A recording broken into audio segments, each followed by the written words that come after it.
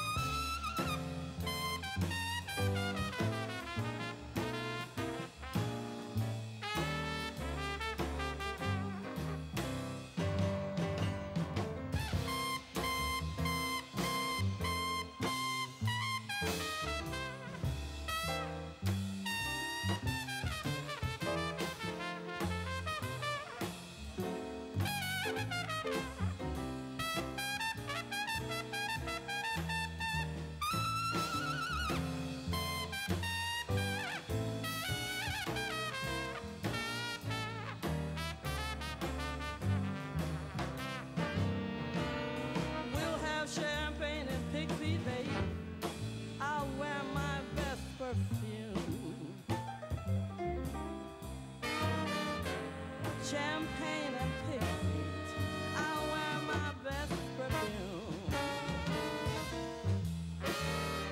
Please don't disappoint me, for love in the afternoon. Soon, love in the afternoon.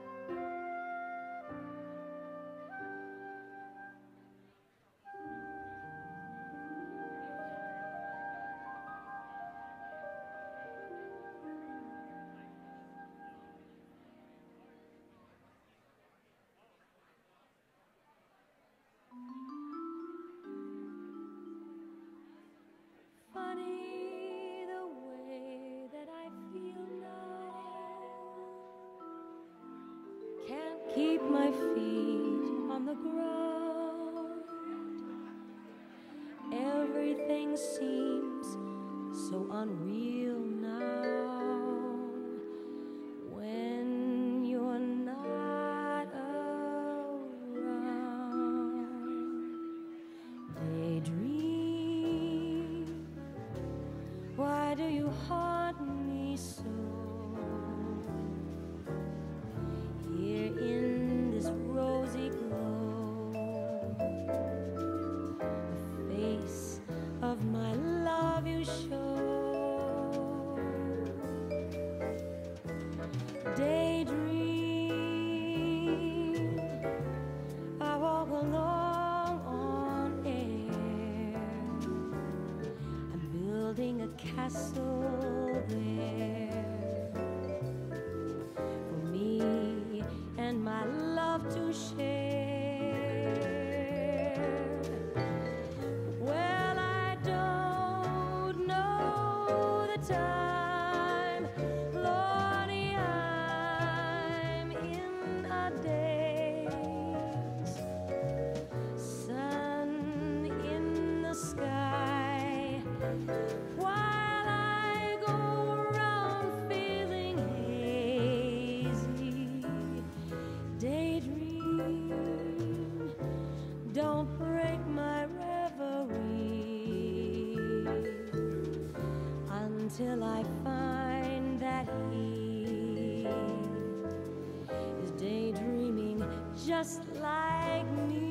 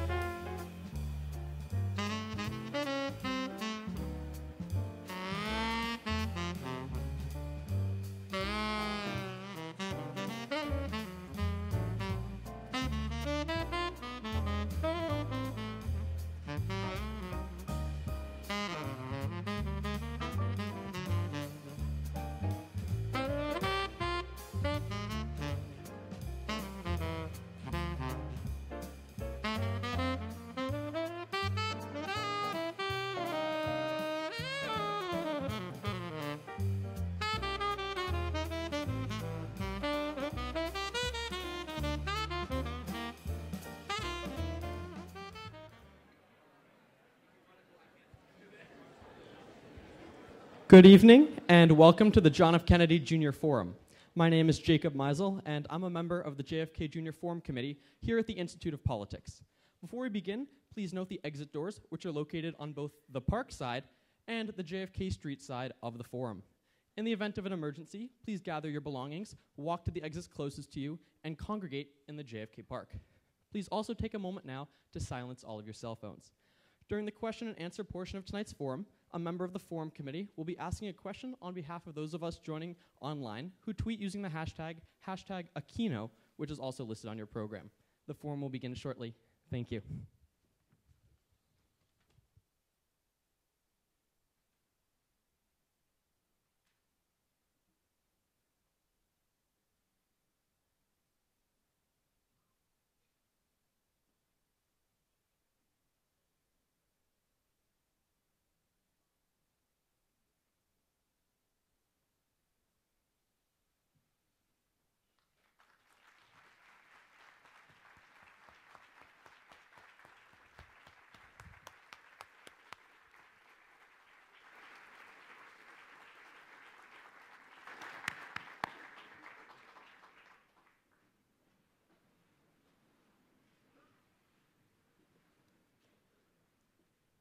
Good evening, everyone.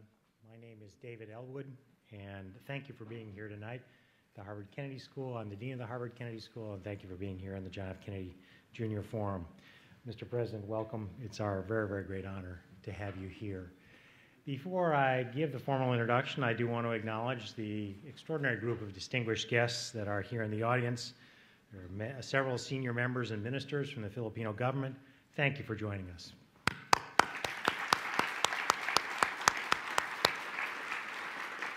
I also want to thank the Institute of Politics and the Office of the University Marshal for all of your work. Now, the Philippines is a nation of exceptional scope and beauty and diversity. Indeed, I suspect this is not news to anyone in this audience. It's a nation that consists of more than 7,000 islands. And indeed, for any of us that have trouble with 50 states, this notion is extremely remarkable. It has fascinating landscapes, active volcanoes, splendid beaches, coral waters, tropical forests. And its 92 million people are obviously rich in culture and history and industry. It's a nation with a complex history of invasion, colonization, independence, authoritarian rule, and democracy. It's a nation that has to deal with not only foreign challenges, but natural ones. Most importantly, it's a nation with a history of courage and progress in the face of adversity. Our speaker tonight comes from a family dedicated to serving the people of the Philippines. He's a fourth-generation politician and the only son of democracy icon Senator Benigno Ninoy Aquino and President Corazon Aquino. Such a prominent heritage can lead in many directions, but throughout his life, Noynoy Aquino, as he is commonly referred to, has chosen a life of service and leadership. He served as the representative of the 2nd District of Tarlac from 1998 to 2007, working to pass a number of bills and resolutions to uphold public accountability and address the people's pressing problems. In May 2007, he joined the Philippine Senate, where he worked to bring about legislative initiatives anchored on the protection of human rights and honest and responsible governance. He is also capable of reaching across the political divide, something that, by the way, we could learn from in this country. In one memorable case, Aquino reached out to his former enemy, Senator Gregorio Honasan. Yeah, thank you very much. And he was supporting his application for bail. Aquino told Jab Tababa of Cebu Daily News on March 5th, 2007, I endorse Honasan's request for bail to even out the playing field. I was hit 5 bullets from Honasan's men in the neck and the hips, but that's past now. The principle of my father was respect the rights of your enemies. This is what defines democracy. Genuine reconciliation is democracy in action. Indeed, in 2009, he lost his mother, President Corazon Aquino, to cancer.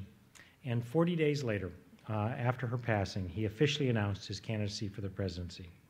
In the same location where his mother took the oath of office on the final day of the EDSA People Power Revolution.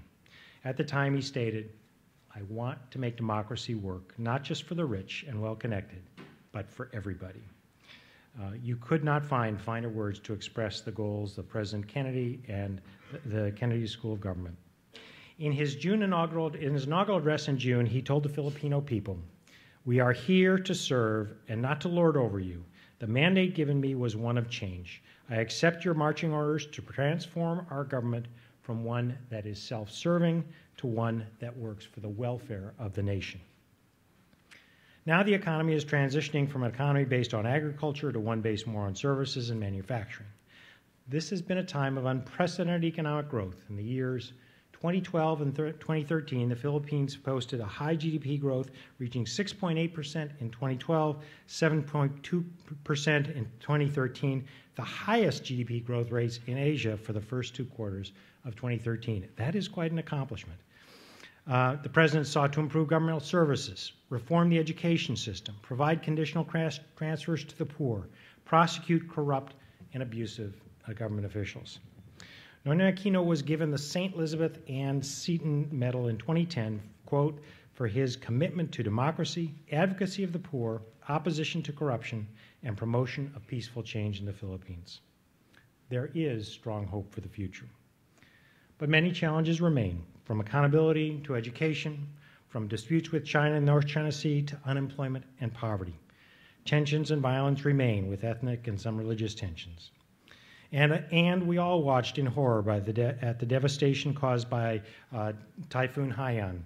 Much has been accomplished in the recovery. Private businessmen in the Philippines have boosted their efforts to rebuild areas devastated last year through their social investments, and the recovery is ongoing.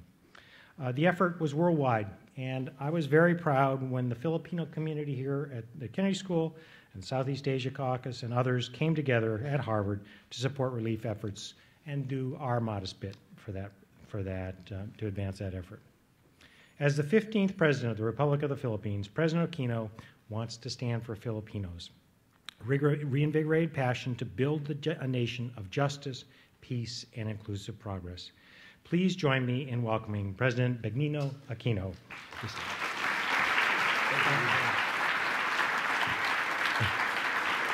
Thank you. Thank you very much. Dean David Elwood, Ms. Maggie Williams, Secretary Albert De Rosario of our Foreign Affairs Department, members of the Cabinet present, Ambassador Joey Quisha, Consul General Mario De Leon, students, fellows, faculty, and staff from Harvard, or is it still Harvard? I'm sorry, I lost the accent 31 years ago, but I still know how to pack the car. Members of the local community, honored guests, ladies and gentlemen, good afternoon. As some of you may know, Boston was home to me for about 2.5 years. It was here that my family found warmth in exile during the dark days of the Marcos dictatorship. Harvard, in particular, was a haven for my father, who was one of your visiting fellows during those years. Back then, however, the closest I ever got to entering Harvard was traveling along Massachusetts Avenue. I never even owned a shirt from your souvenir store. Now I'm here talking to you, and I hope that later the organizers who invited me will be patting themselves on the back instead of shaking their heads in dismay.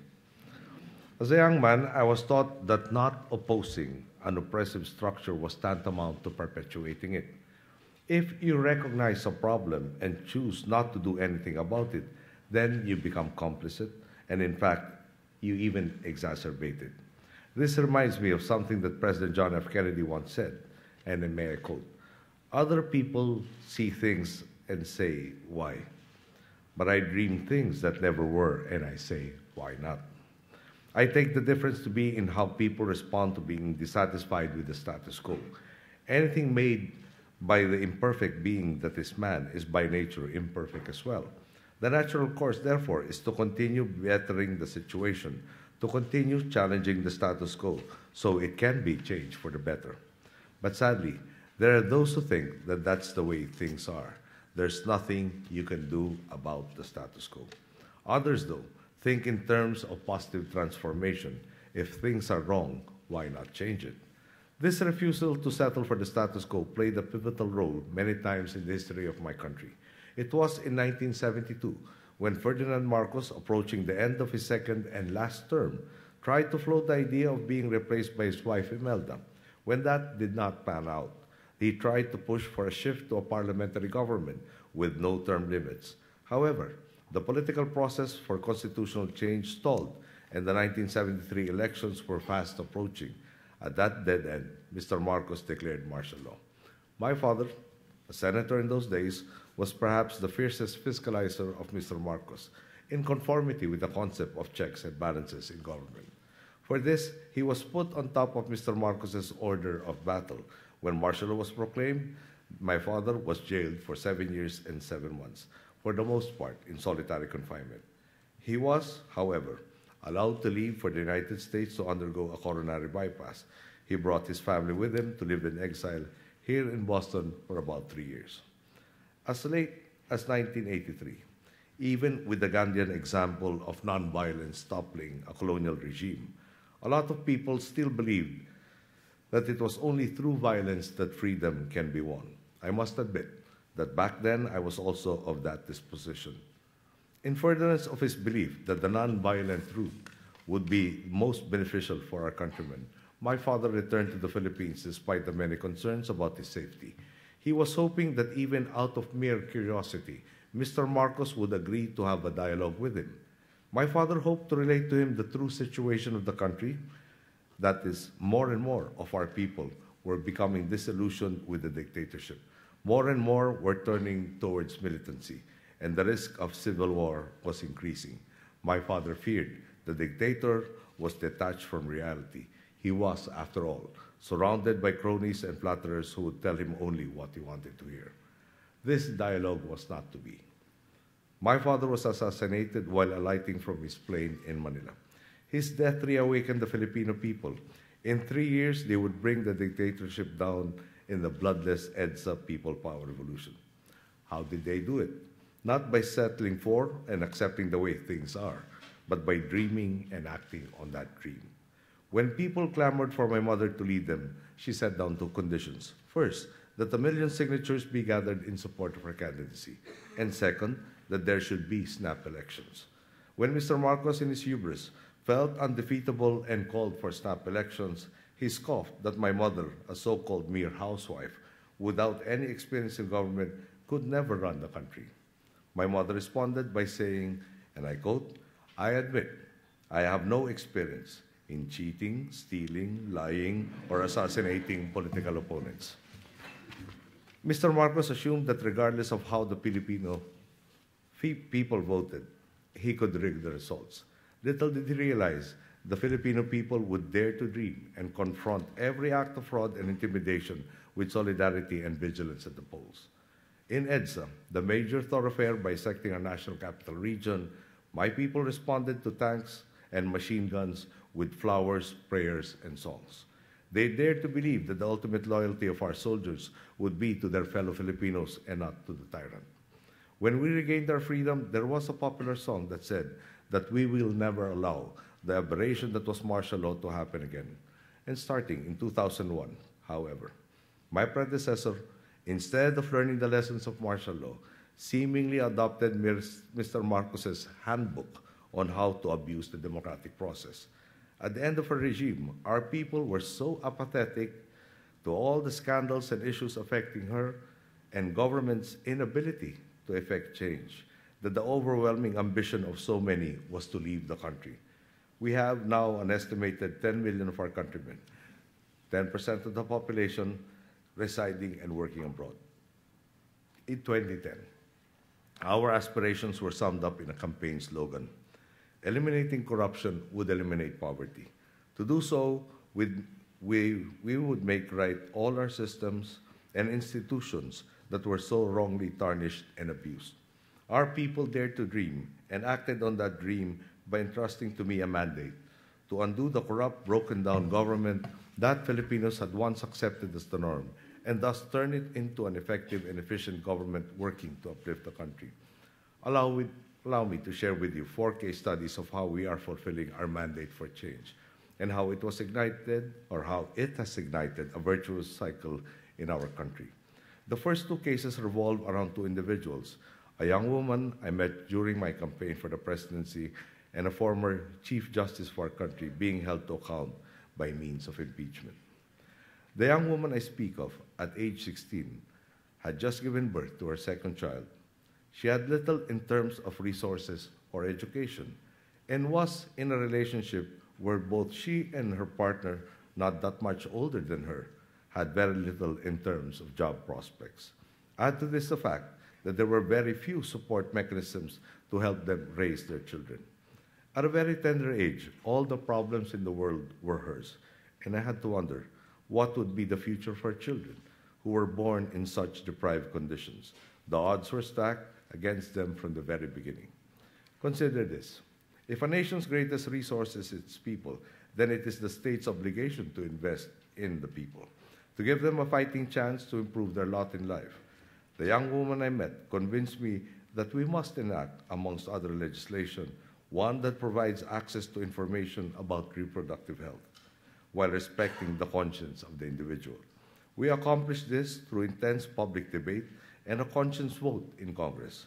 We also undertook programs that allocated our limited resources to where they could have the most impact at the soonest possible time. For example, we have a conditional cash transfer program which now provides regular cash grants to 4.1 million poor households who commit in turn to have regular health checkups for pregnant mothers, among other conditions, and to having their children vaccinated, but most importantly, keeping them in school. Investing in the well-being of the people is the surest way to ensure that no one will be left behind. The conditional cash transfer does this on the most basic level, but we are all aware that, as with all other challenges, our approach in fighting poverty must be multifaceted. This is why we have closed critical resource gaps in education, such as classrooms, books, and school seats, while expanding our basic education to put it at par with international standards. Our Technical Education and Skills Development Authority, or TESDA, today partners with the private sector to ensure that training programs produce employable graduates. We continue to work to reduce Filipinos' vulnerabilities to calamities by improving weather forecasting and flood mapping systems and even construction standards, and by fostering greater coordination amongst agencies. These are only a few examples of the measures we have taken, all of which empower Filipinos and show them that ours is a government that will always stand behind them and beside them. This brings me to my second example, involving an individual at the pinnacle of his career. My predecessor, who put a premium on political survival, tried to protect herself by appointing a Chief Justice to the Supreme Court, despite a prohibition on appointing people to office when a presidency is about to end. Much as I oppose this, for the sake of harmony, I tried to make the best of a sordid situation. It soon became clear, however, that the Chief Justice considered himself accountable to no one, failing even to meet the minimum standards of transparency outlined on our laws. To illustrate, as a measure towards transparency, our Constitution requires government workers and officials to declare their wealth in a signed statement of assets, liabilities, and net worth. He declared that the Chief Justice, declared a mere 2% of his wealth, hiding the rest in an apparent attempt to mislead the public. We resolved to stop this impunity. Our House of Representatives impeached him for violating the Constitution and betraying public trust. The Senate later convicted him. His dismissal from office and the charges he now faces in the regular courts is just one example of accountability. My predecessor and 3 incumbent senators, to cite the most potent examples, are now in detention as they undergo trial on the charge of plunder. May I just state for the record, we only have 24 senators for the 100 million population. It is no surprise then that we have a more efficient, better motivated, and better performing bureaucracy, whose services yield true benefits. Infrastructure costs less, and there is far more of it, built with better quality. 12,184 kilometers of roads have been constructed, rehabilitated, or improved under our watch so far. By cutting red tape and minimizing, if not eliminating, opportunities for collusion, the Public Works Department has saved over 27.79 billion pesos, which can then be used to implement the next phases of these projects. Today, government is multiplying the benefits that each peso can bring to the Filipino people. Taxes have not been raised, except for those products society discourages, such as alcohol and tobacco. Government-owned corporations, where cronies used to be put out to pasture, no longer lose money while paying lavish bonuses to themselves. A rational, results-driven approach to budgeting has vastly reduced waste and corruption while freeing up funds. We have more than doubled spending on infrastructure, expanded social services, and yet we have halved the deficit. The world, taking notice of our efforts, has helped in this regard. Under our watch, the Philippines has received positive credit ratings actions 20 times, with Fitch, Standard & Poor's, and Moody's ranking the country now investment grade for the first time in our history. These ratings upgrades come at a time when ratings agencies themselves have been more conservative in their evaluations because they have come under greater scrutiny after the global economic crisis. This has allowed us to retire old debt, obtain better terms for new debt, and demonstrate to the world that the Philippines is a safe and worthwhile place in which to do business. Last year, our economy grew 7.2%. In the second quarter of this year, our 6.4% GDP growth was one of the highest in our region. Most important of all, comparing the first semester in 2012 to the same period in 2013, 2.5 million Filipinos have been lifted above the poverty line. We continue to make massive investments into the people and for the people, not only to ensure that more Filipinos surpass the poverty line, but also to ensure that those who have crossed the poverty line will never fall below it again. Prosperity requires peace and stability within our own borders and in our part of the world. And so the third and fourth cases I will share with you today involve my decision to meet a man who had long rebelled against the government and our efforts to find a path to peace in the face of competing claims on the South China Sea. Conflict between Filipino Muslims and the central government has torn Mindanao, our southernmost island group, for over 40 years.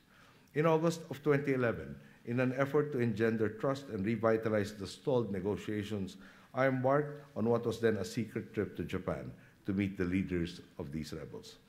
At the time, there were those who warned me of the potential political risk involved in such a move, especially if failure were to arise from the dialogue. The question for me, however, was not one of political calculus. Rather, it was one of personal risk versus national gain. There I was with a chance to advance the country along the path to peace. I knew it was not something I could let slip through my fingers. Conflict had been decades long. The negotiators were belligerents at certain times. Both sides had committed atrocities. Both sides had failed dreams and aspirations. Hence, we needed to rekindle trust. To do so, we had to put ourselves in each other's shoes. Individual goals had no place on the table. The objective was not to gain an advantage over the other party, but to create a win-win situation for all involved. Our dialogue proved that we agreed on a vital point, that our Moro brothers and sisters sought and deserved a push for genuine structural reform to ensure inclusive development. To achieve this would achieve what all desired, which was lasting peace. We are well on our way towards the goal. Peace negotiations have been successfully concluded, with surveys showing overwhelming support amongst our publics. Before I left the Philippines for this extended trip, my administration submitted a draft law to Congress, which hopes to achieve our collective dreams of fairness and inclusiveness in Muslim Mindanao. The task before us, to ensure that those who have been long neglected are empowered to reap the gains of equitable progress. If trust and long-term thinking can usher in peace in Mindanao, my final example to you is that there is a similar way forward in reducing tensions in the South China Sea. Nations in the region have asserted competing claims to this area, which has for millennia been part of the way of life for our seafaring ancestors. The question we face: will the consensus of the international community, as embodied by laws such as the UN Convention on the Law of the Seas, be upheld in resolving these claims? All signatories to the UNCLOS have bound themselves to the equitable delineation of maritime entitlements.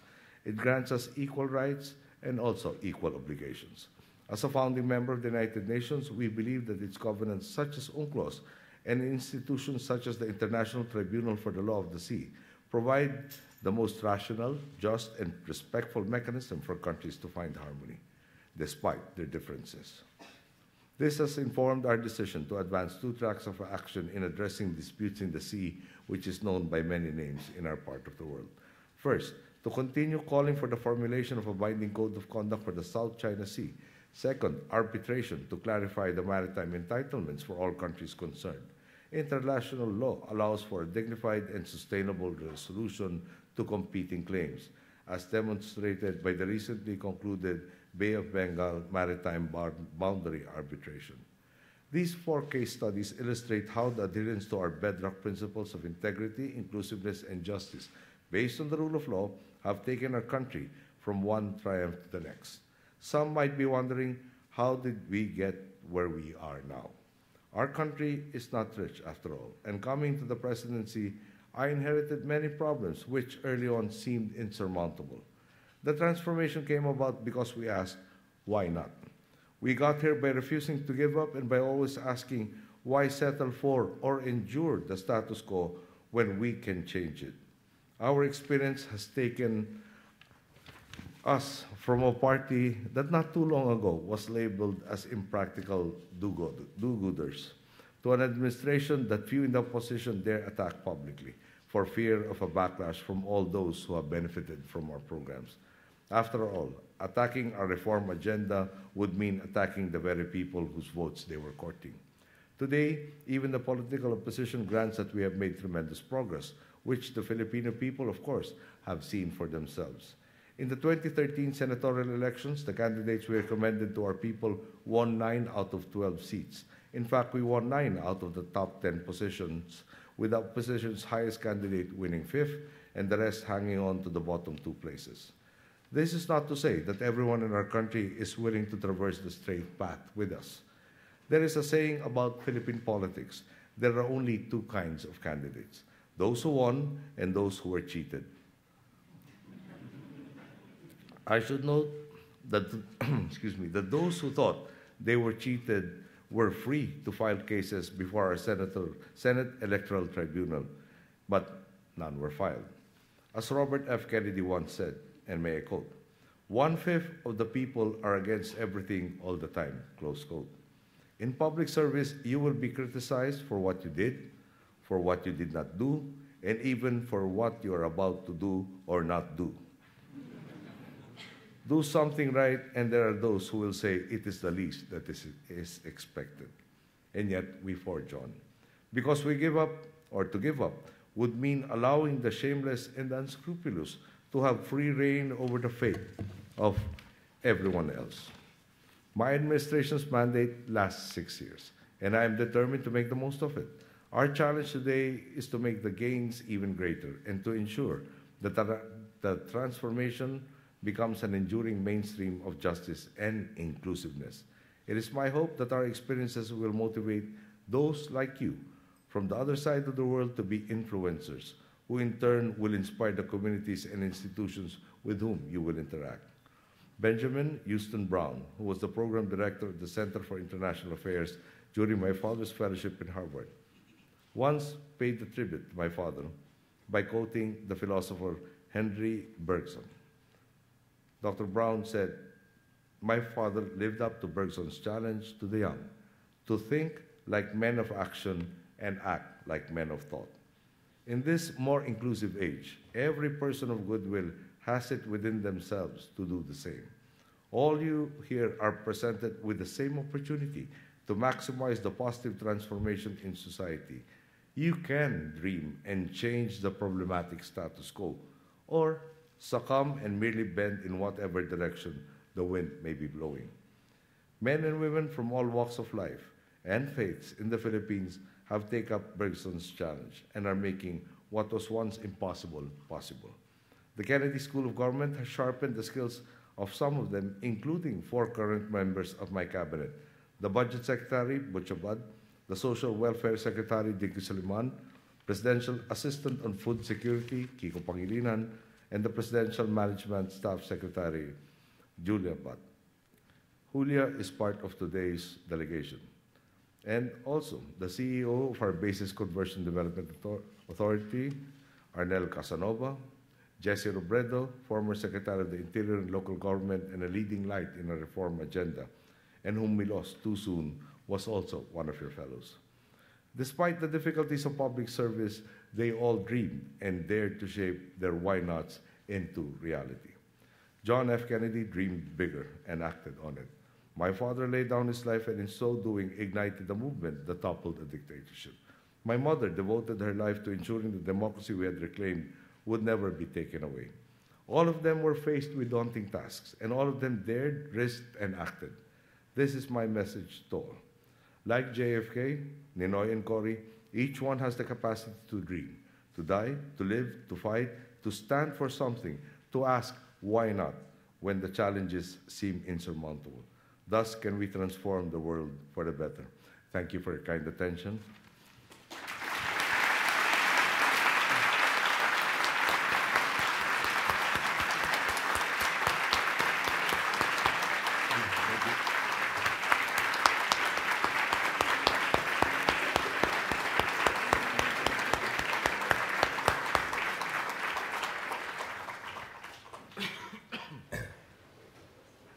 The President has kindly agreed to take questions. We have 4 microphones located here, one here, one right up here, another one here, and another one here. Now, I'd like to remind you the characteristics of a good question here at the Kennedy School. First, you identify yourself. Second, you have a short phrase with one idea. And third, you end with a question mark. So with those things in mind, I will start right over here. It's on. Just talk. Hello? Okay. Magandang gabi po. Ako po si Charlie. I'm a returned Peace Corps volunteer from the Philippines. So I'm very honored to be in your presence. I worked on education in the Philippines. I just wanted to hear from you, what are your perspectives on the education of out-of-school youth and the role of the alternative learning system in the overall agenda for education in the Philippines? When I was briefed about the alternative learning system, this is basically a program to educate our migrant communities, meaning indigenous peoples for once, do not have access or are not situated in a particular geographical location. They keep on moving. We have teachers embedded with them so that education is not stifled and is continued. Now, for the out-of-school youth, that is one of my major considerations. First, we have provided the facilities that they need to stay in school. We are incentivizing the same. The conditional cash transfer program, as the principal condition, is that children should be kept in school, not just on the elementary level, but also on the secondary level. We have expanded the program this year to cover the secondary level.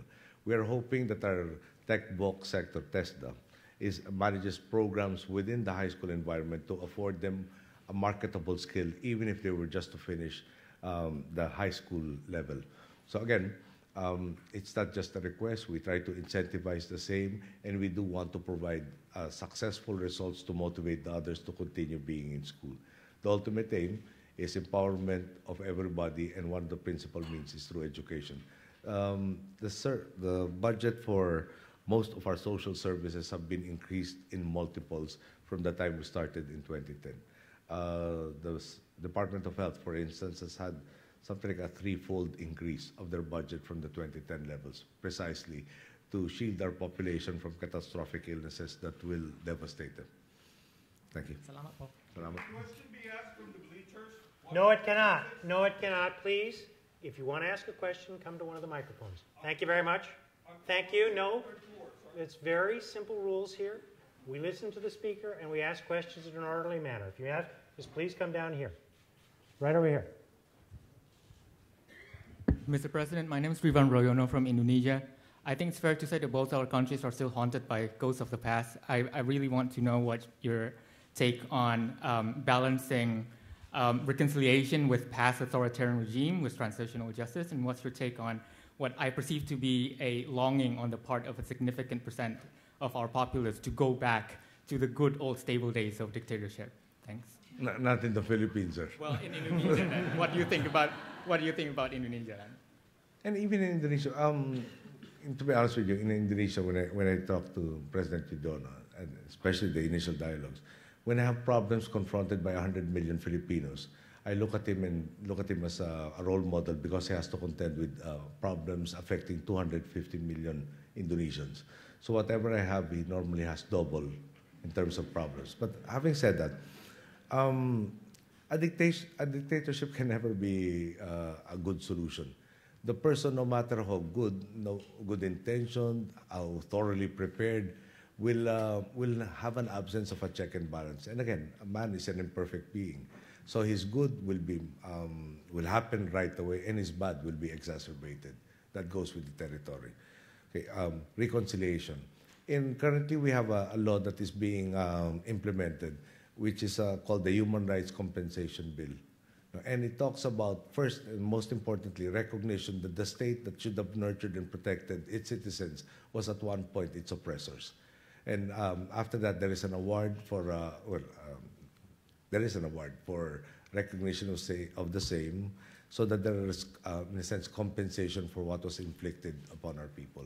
Now, the end result of this also will be putting on the record individual accounts of what rights they had that were violated during our dark days of martial law.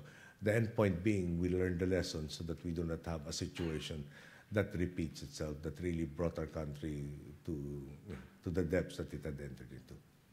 Thank you, sir. Thank you. Right up over here. Hi, my name is Marvin Bionat. I'm from Portsmouth, New Hampshire.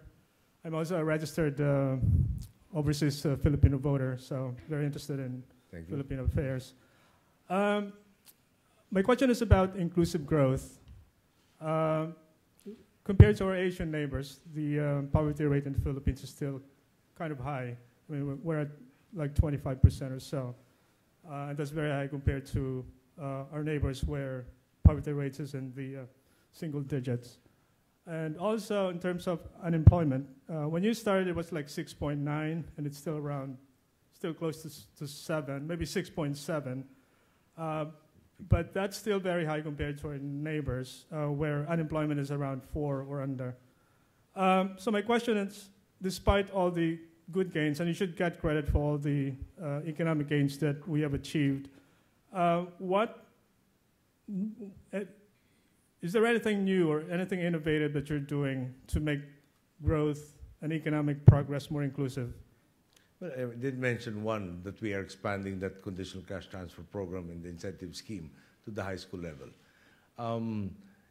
If you had noticed in the speech, for instance, the tech box sector, which started out with a 28.5 placement rate, is now averaging 68.5%. And in particular categories, it reaches up to 91 and 93%. Perhaps I can just differentiate from what we had to what we now have. Okay. My predecessor, for instance, claimed that there was no shortages of classrooms. And what was the solution? You had 3 shifts that were utilizing the same classroom. The 8-hour day became 4-hour periods. Now, some of our youngsters were going home very late at night just to be able to say that there was no classroom shortage.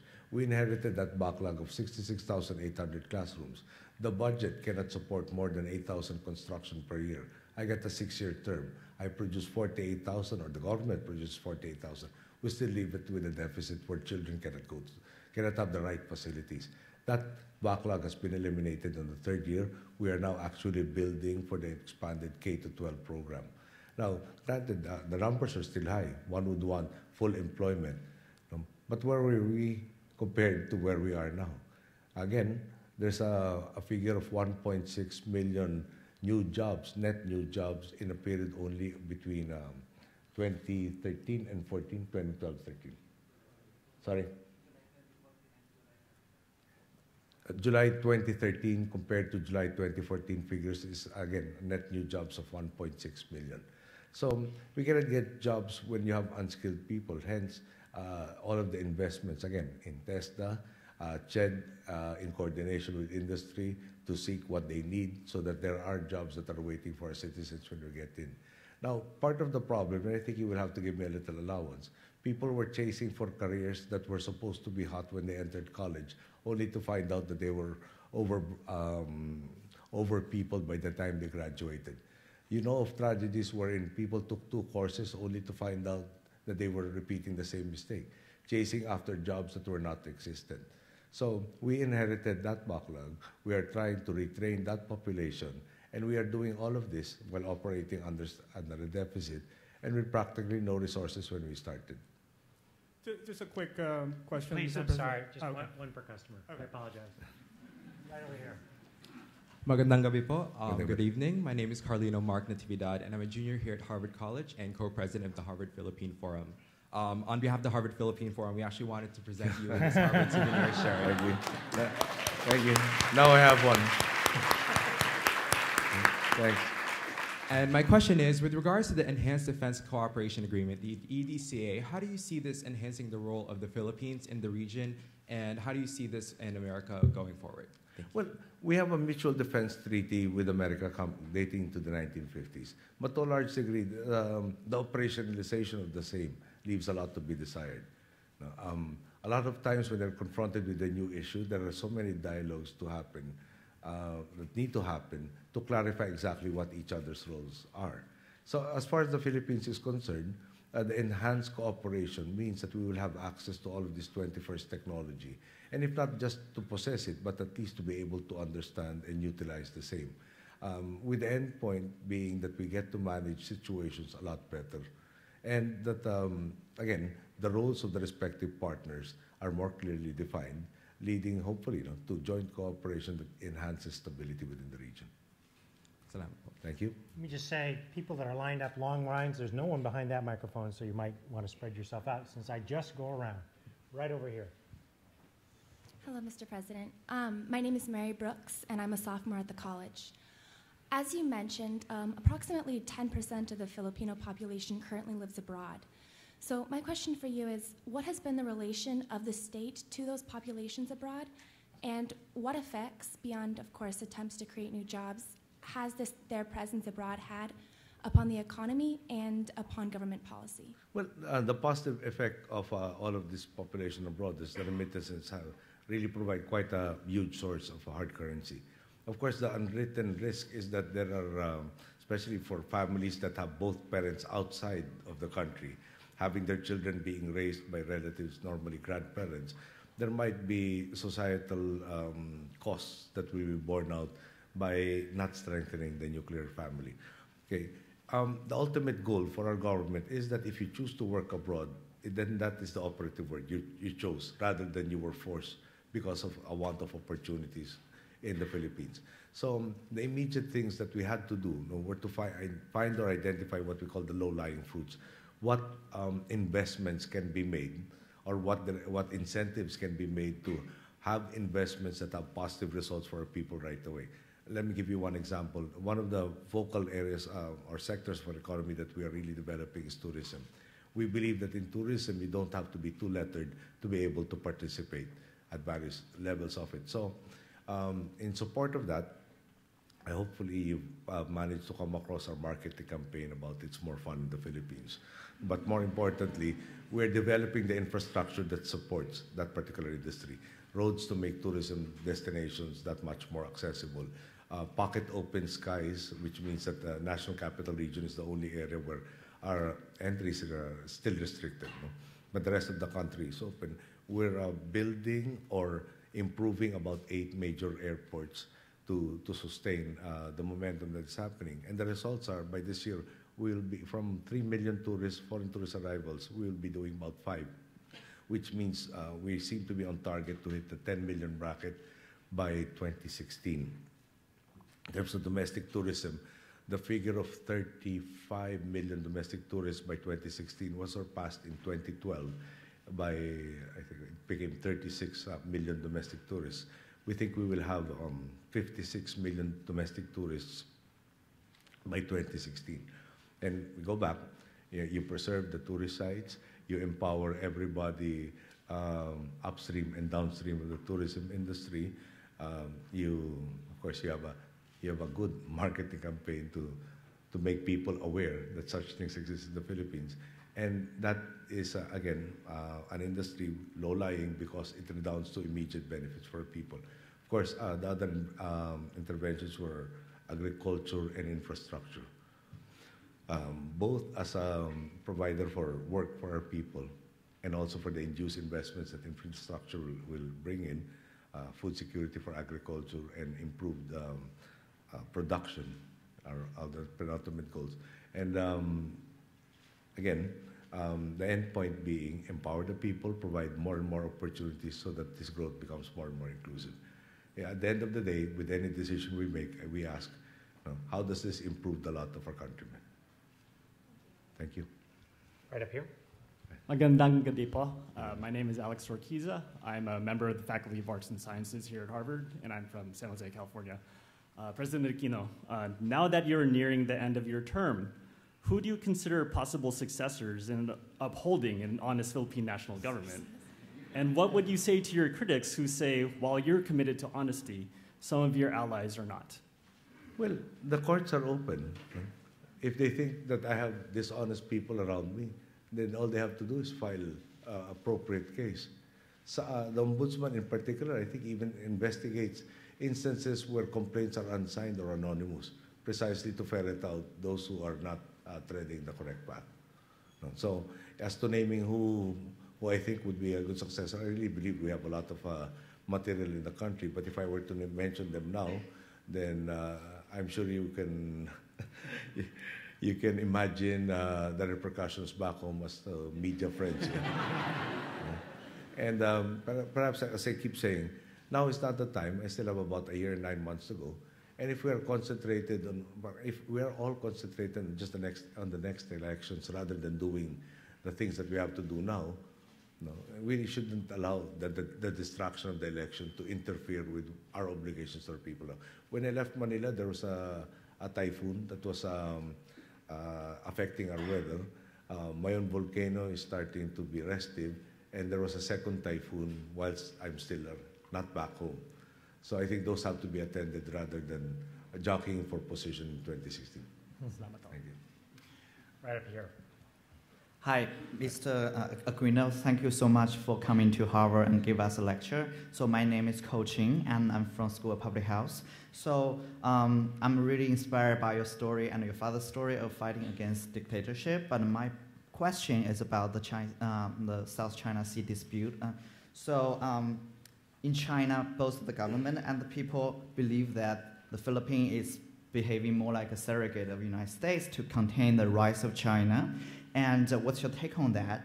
And in your speech, you mentioned about why not. So I was wondering, instead of confronting Chinese government and play the game of the United States of containing Chinese rise, why not, cooperate with Chinese government or talk with them proactively to settle down those issues, or simply put those issues aside and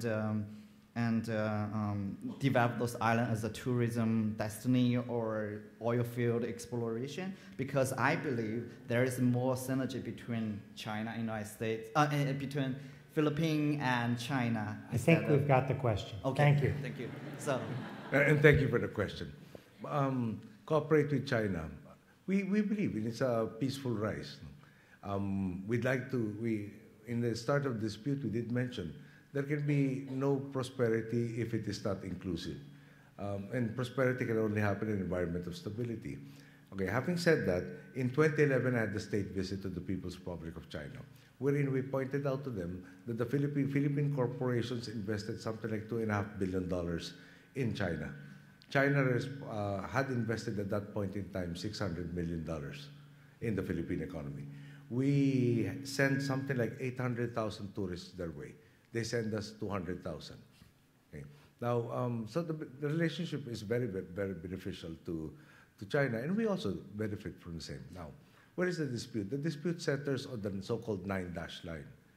And why not talk to China? We keep talking to China. When we were asked not to escalate the dispute so that the respective constituencies, the publics will not have inflamed passions, we try to de-escalate the situation. I think we've never discussed, for instance, public, at least the government has never said, that in our issue in the Scarborough Shoal, wherein Scarborough Shoal we maintain is within our 200-mile exclusive economic zone. And there were fishermen that were spotted eventually from China, or were discovered to be from China. They were capturing species listed in the treaty called CITES, which is the Convention on International Trade on Endangered Species. So I understand they're also signatories to the same. They also should not be catching it. And unfortunately, certain agencies of the Chinese government prevented our law enforcement agencies from effecting detention so that they could be processed under the laws on poaching. Now, we keep talking to them. Their proposals never change, which is let's have bilateral discussions on the matter. In the Spratlys chain alone, there are 4 countries, excuse me, there are 4 countries in ASEAN, which is the Association of Southeast Asian Nations, who are claimants. You add China and Taiwan, so you have 6 countries. 6 countries with, who have conflicting claims poses a multilateral problem, I think you will agree. So how can a bilateral agreement between 2 of the 6 bind the other 4? So there's no stability in the same. All we're saying is there was a dialogue in 2002 between ASEAN and China that tried to come up with a code of conduct on the South China Sea. That they failed, they came up with the Declaration of Conduct, which is a set of principles to guide, but not a binding set of rules and regulations. In 2012, we reiterated, all of us are saying we want to conform to international law, then why shouldn't we adhere to what is stipulated in UNCLOS and then at the same time finish the code of conduct that everybody says they want? And at the end of the day, we all know our entitlements and our obligations and how we're supposed to deal with each other. So one last point, the 9-dash line, again, you cannot identify a position with dashes. It has to be points connected to other points. So when you actually plot where these dashes are, nobody, I think, can categorically state that they correspond to a particular longitude and latitude. Now, we are defending our rights. Our Constitution tells me that I cannot give up our sovereignty.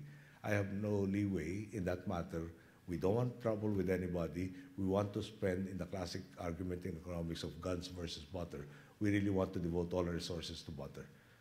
But at the same time, we have to contend with the realities that exist on the ground. And if we don't fight for our rights, we don't expect anybody else to fight for them. So I hope that is recognized, that if the situations were reversed, if we were the big economic power, if we were the big military power, then they would ask us to respect the rights. So that's the only thing we're asking. Let's respect each other's rights. Let's do right by each other and be fair with each other. Then that is the basis for stability for all. Thank you. Thank you. Right here. Good evening, Mr. President. My name is David Rose. I'm a first-year Master in Public Policy here at the Kennedy School. And in a former life, I was an officer in the U.S. Navy. And in November, I was actually on the ground in Leyte providing support to the brave soldiers of the Philippine Army to provide humanitarian assistance to the people that were impacted by the typhoon. Now, I saw firsthand the benefits of our historic friendship between the U.S. and the Philippines. And my question is, what is your long-term vision for ways in which the U.S. and the Philippines can work together to overcome kind of the troubles that we had in the 90s when we had to withdraw from Subic Bay and the Clark base? And how do you think we can move forward with our relationship in the long term? Well, your former ambassador actually said that there is no need to revisit where we were, or is the American intention to go back to where it was? Now, we start off from why do we have a strategic partnership with America? It started out with the shared values, the shared aspirations, even a shared system of governance. So proceeding from that, and as to where we want to go to, seems to be the natural course for both our countries. There are benefits of this relationship with each other. Now, at the end of the day, government goes where its people wants it to go. And a lot of surveys in our country state that the overwhelming majority of our people look kindly upon America, do not dwell on instances where we had our issues with each other, and see in America the best chance for maintaining the way of life that we want and we are accustomed to. So again, I don't think the way it was explained to me by various officials of your government, is there a need for you to maintain bases within the Philippines? But the presence of the sharing of intelligence, for instance, sharing of training facilities, joint exercises, suffices to make the defense treaty more than the paper it's worth, more worthy than the paper it's written on. I will have to excuse myself for if sometimes I pause.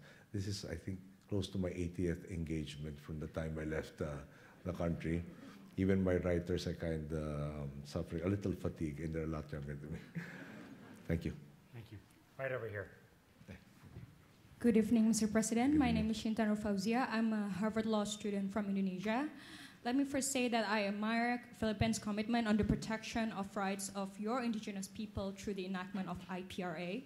My question would be, what is your vision and Philippines' plan to enhance the protection of rights of the indigenous people following national and international critics on the protection of rights of the indigenous people? Thank you. Yeah. As I mentioned earlier, growth has to be inclusive, and empowerment is the key to it. Now, we discussed the alternative learning systems. In fact, there was a recent video that was shown to me of somebody who had discovered her rights under IPRA precisely because of the alternative learning system.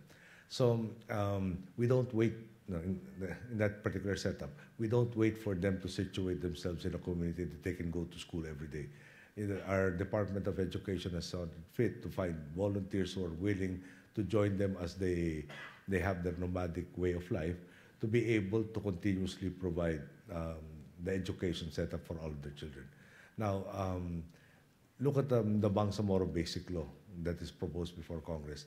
There is a 10% reserve allocation for both the indigenous and women's groups to compose 10% again of the parliament that is going to be set up under this particular law. Again, to ensure that they will have that particular voice. The Basic Law also takes into cognizance their dispute mechanisms as part and parcel of our legal system in terms of resolving all of these disputes. And the list goes on and on. But on the other side, there has to be also perhaps a rethinking of the issue of ancestral domain. Sometimes the agencies, when they try to map out which is part of the ancestral domain and which is not, create overlapping maps that leads to confusion by every party concerned and a diminution of the ability of the state to protect the rights, especially of the indigenous people. So that is presently being corrected. Thank you. Right up here. Ganda Gambe po. My name is Genevieve Clutario, and I'm a faculty member in the Department of History here. And I'll keep my question brief. So I'm just curious about the fate of the reproductive health law and whether the Philippines will even have a real family planning bill given the opposition of the Catholic clergy. And I wanted to know what you think about that and what you hope for the future for this bill. Okay, the bill has passed. It's actually law. It was challenged in the Supreme Court. Yeah. And I read in today's, I get a series of news capsules from back home. And the Department of Health was already announcing specific activities in implementation of the reproductive health law. Now, the major issue is we have a population of 100 million now.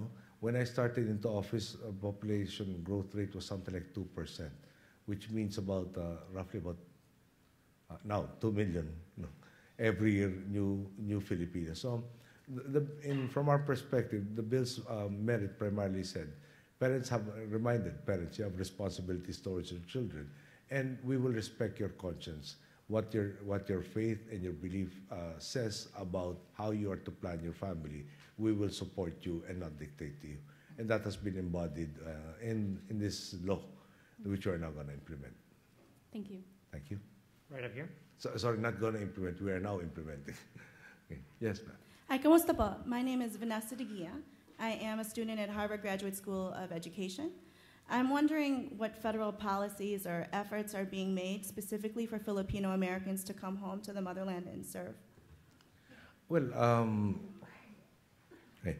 Well, for instance, in education, perhaps I can use that as an example. No? We expanded our basic education setup from a 10-year program to, in effect, we call it the K to 12.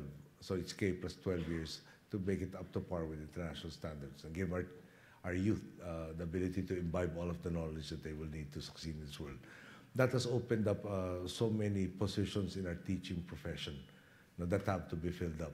So as a result of that, there are about 300 already who have gone as OFW and worked in professions other than teaching, who have finished their certifications and are just finishing the contracts that they have currently before joining our Department of Education as teachers, especially in the K-12 program, expansion program. Now, when we're trying to recover our engineers, our scientists, etc., so it's multifaceted. Scholarships for going back, well, scholarships after service to the state.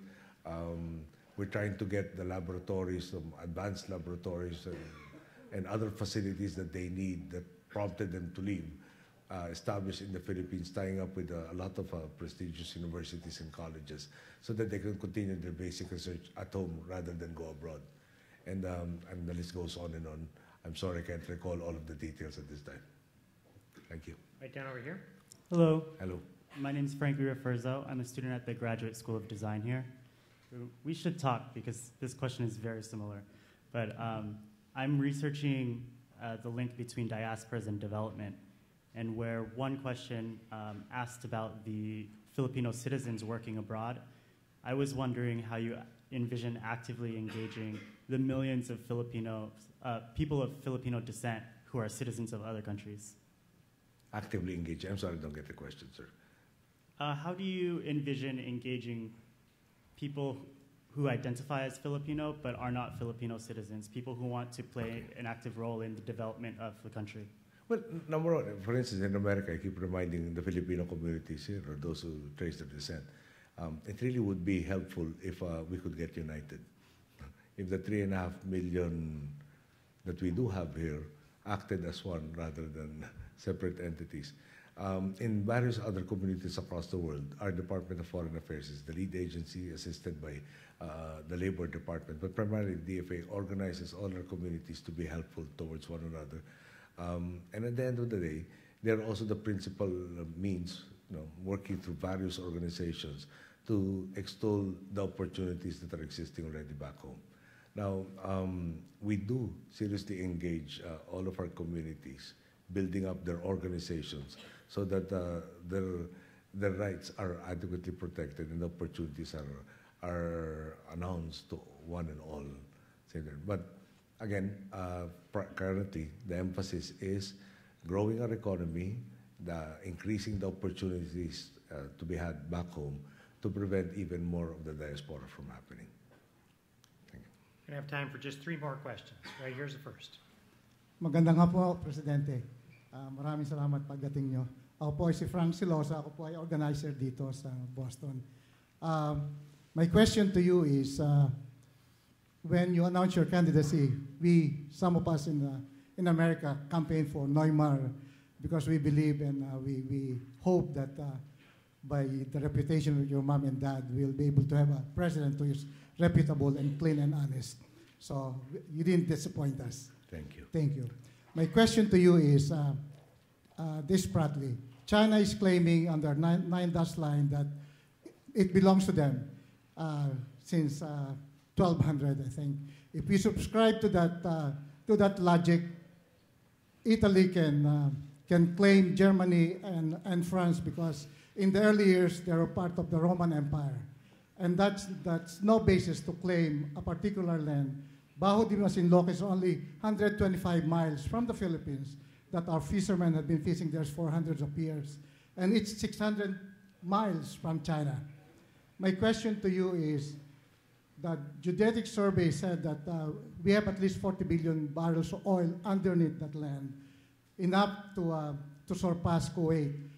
With millions of people toiling in the foreign lands and being abused by the Middle Eastern amo and their masters, my question to you is, are you bringing the question of the dispute with UNCLOS in the United Nations when you speak tomorrow, because I think that's the only way we can put pressure to the Chinese government to bring it, to get together, because we will never be able to fight China with their armaments. Would you? Yes. Sir, the topic tomorrow is more on global climate change rather than these territorial disputes. And we are actually involved already in arbitral proceedings before the International Tribunal on the Law of the Seas, which is, in effect, a UN body through UNCLOS. No? It is the arm that settles disputes and to interpret the provisions of the United Nations Convention on the Law of the Seas. And I think that is already doing what you're suggesting, sir. Thank you. Right here, and this will be the last question over there. Yes, ma'am. Hello, Mr. President. My name is Ida. I'm a second-year graduate student here at the Kennedy School. We're honored to have you here. There is a perception that that in the Philippines there's strong political dynasties at the local and the national level. So, do you think that the Philippines will benefit more from having less political dynasties? And if so, how can elections be more inclusive of people who do not come from political dynasties? Thank you. Okay, well, first of all, there is already measures and before Congress, no, and I have vowed to pass the anti-dynasty law in furtherance of the Constitution. And to be honest with you, it's perhaps when the framers of our Constitution put that provision in, the definition of the problem was not as well done as could have been done. For instance, you know that our society values reputation, having a good name, etc. So if you are assuming there were free and open elections and they were credible, then you had somebody who had the same surname win, then perhaps it is a testament to the person who came beforehand. But in this particular case, and not because I'm also somewhat of a politician, it seems that the rights for everybody are universal except for politicians. If you're a politician, you shouldn't be allowed an opportunity for public office. If you're a politician, your life should not just be an open book. It should also be examined on the subatomic level. If you're a politician, you're expected to take all of the criticism and keep on smiling. But anyway, having said that, there are instances when economic, political, and sometimes even judicial power are in the hands of a particular family, where the playing field is no longer open. And some rights may have to be sacrificed. For instance, when you talk about freedom of speech, it's not absolute. You can't say fire in this hall. So perhaps I'm sure a lot of politicians will say, okay, to forestall the possibility that there will be abusive situations, then perhaps we should make sure that at some points in time, perhaps after the term limits, then there is a whole new set who will be bringing in ideas that hopefully will build upon that which was already developed. At the end of the day, new blood does bring new ideas, new methodologies, new energies that perhaps can improve on that which was already set. Thank you. Last question right up here. Magandang gabi po, Magandang gabi. Mr. President. Joseph Bayana from Alexandria, Virginia.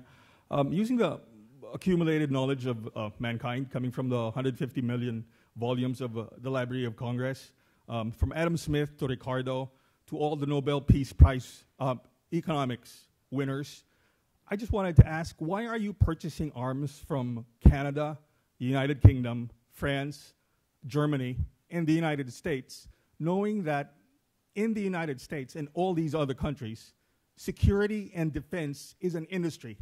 It creates jobs. It expands the economy. Loudoun County, Virginia, it's a beautiful place. But why would you buy arms knowing that it does not create jobs, nor does it expand the economy of the Philippines? Well, okay. Are we buying a lot of arms or most of it arms? No. Perhaps in absolute numbers, we're buying rifles for our armed forces to the tune of about 50,000. We have a 250,000 security sector. They have weapons that are Vietnam era vintage, and that's not the tail end of the Vietnam War era. That's the earlier part. Okay. We have ships, 132, most of them World War II, if not all of them. No, I can't say all of them.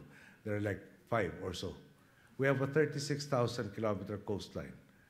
And you're asking this 70-year-old, 80-year-old ships to do the protection. We need interconnectivity between our islands. 7,100 of them. We need the choppers and the aircraft to begin the relief goods. No, before you ask, no, let me finish. Sir, I think I listened to you. With all due respect. No, please, come on. I gave you a chance. Please, just let the president answer. We're not here to listen to you. Thank you, please. One question, same rules as everybody.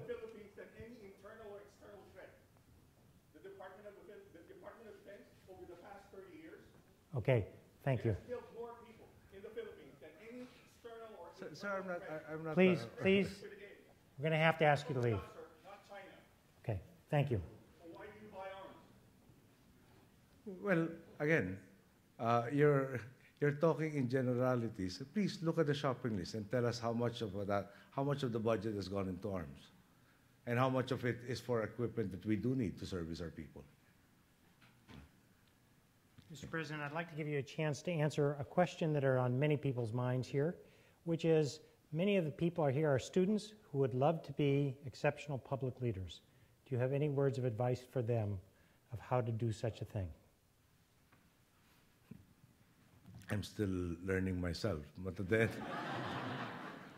end of the day, I start off with a simple premise. You can get involved or you can be apathetic. When you're apathetic, what happens to you? Then I guess you don't have the right to complain. You accepted that others will make the decisions for you. You can, on the other hand, be active and shape that which comes after. And I guess the choice seems to be really very simple. And the more people actively working for the common good translates into getting to where we want to go faster rather than suffering the status quo that doesn't serve the vast majority. So I go back. It's always a choice. Don't worry about the uncertainties of the things that come before you. I'm a Catholic. We tend to believe that we are required to do that which we can, and God will take care of that which we cannot. And when I look back at the life that we have had to undergo, perhaps if I was given a menu or a list, these are the things and the tragedies that will befall you from this point to that. This will be the challenge. I probably would have said, perhaps you can pass that on to the next guy. But there really seems to be that plan, that will prepare you for the next step, that will help you overcome. And again, when I went home, I guess I can put it that way, and because I'm being asked to address the youth. My father was killed. I was 23 years old. I could have stayed out of the country and said, that country is not worth fighting for, not worth living for. You allowed this tragedy to happen to my dad. It's nothing to you.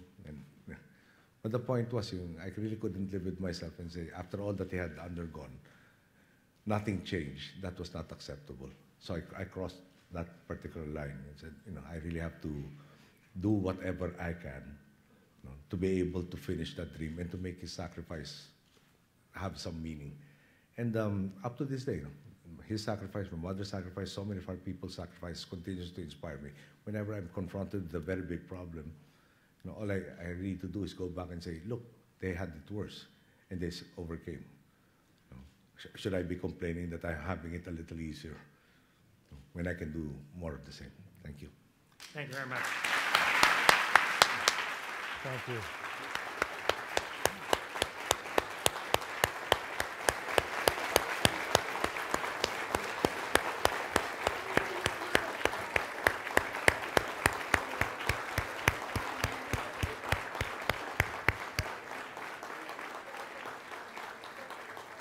Thank you all for joining us. Have a good evening. And again, my thanks to President Aquino.